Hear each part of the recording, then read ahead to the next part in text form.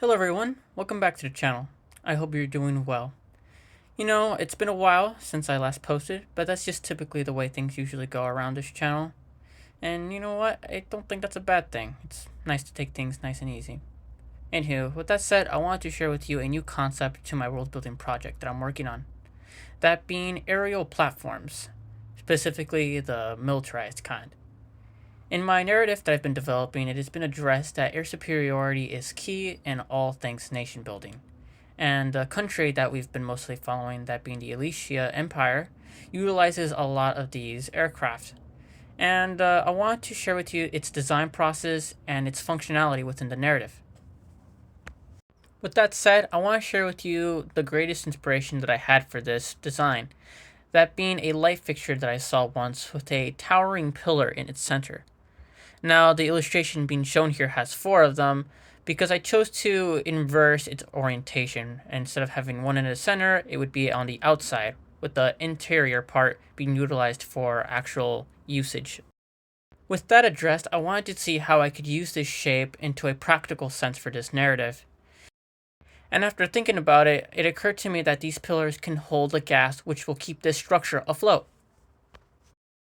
Now, before disclosing any further details about this structure, I want to take a side tangent explaining a very important concept for this world building project, that being about the gas that I just mentioned. Now, when looking at the real world airships that we have, we can clearly observe that a very large majority of the structure is dedicated to holding the gas which keeps the whole thing afloat. And that, as a result, leaves very little room left for actual use.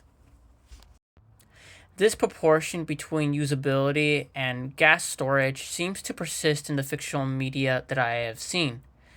As a result, it tends to shape these designs in a certain way that prioritizes this fact, and who could blame them? That's just the way it would actually work in a real world setting. However, I'd like to bring a new proposal to the idea of airships.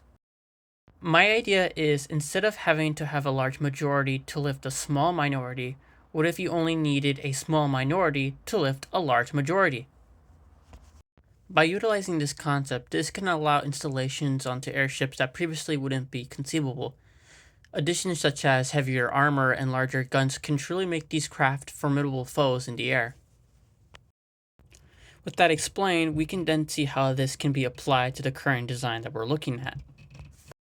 As mentioned before, these pillars that were talked about earlier will be housing a gas that will keep this craft afloat.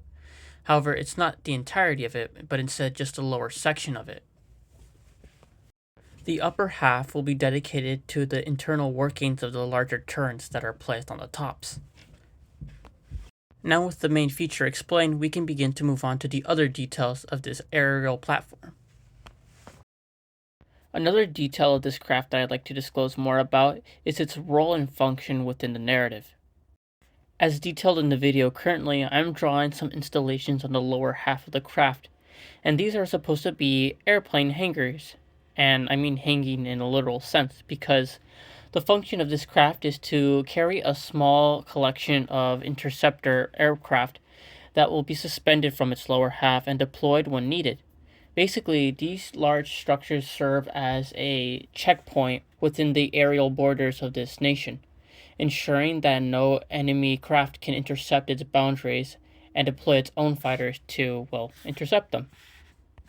Once the threat is neutralized, they have the ability to return to the station through the makeshift runway that is located at the rear of the craft, slowing down incoming planes in a way similar to what aircraft carriers in the world will do. Once these planes are processed, they are returned to the suspending hangars to await another deployment. This aerial platform has other ways to defend itself in addition to its planes. It also has several installations of anti-aerial batteries. In addition to those, it also has a series of turrets on the top to take on heavier craft such as airships. With all of its armaments addressed, we can begin to look at the other features this craft has to offer. For instance, we can take a look at its means of locomotion.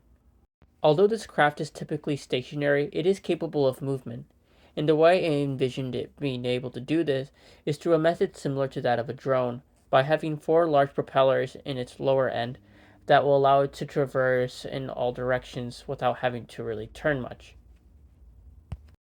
However, I should address that these changes in position would only be necessary if weather conditions dictated so, or if readjustments need to be made in the perimeter. The last thing that I would like to note about this craft is its means of operation.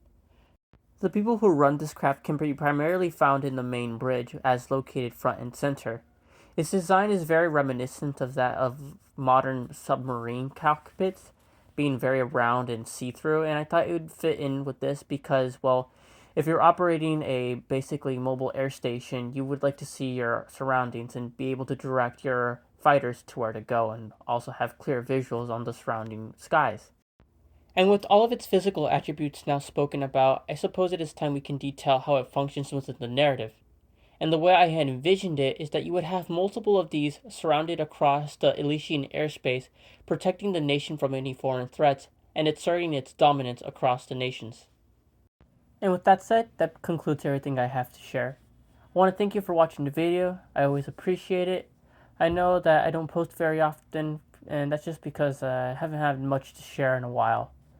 I'm trying out different ideas to explore my world building project, and I thought making still works of art would also be a nice way to share more details about it. But with that said, I'll leave you alone to enjoy the finished artwork, and as always, thank you for watching, and I hope you have a nice one.